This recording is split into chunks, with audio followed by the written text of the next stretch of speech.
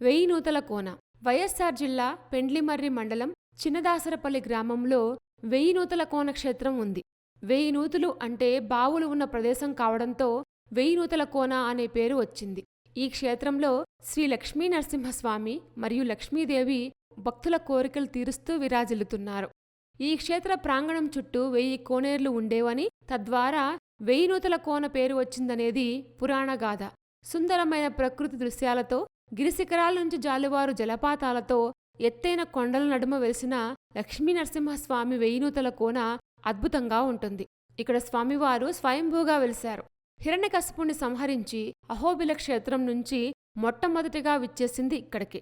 స్వామివారు చెంచులక్ష్మితో విహరించింది కూడా ఈ మనోహర క్షేత్రంలోనే. అంతేకాదు, హిరణ్యకశిపుని వధ సందర్భంగా తాను ప్రదర్శించిన 32 ఛాయల్లో 2 శాశ్వతంగా నిలిపింది ఈ మహిమాన్విత క్షేత్రంలోనే.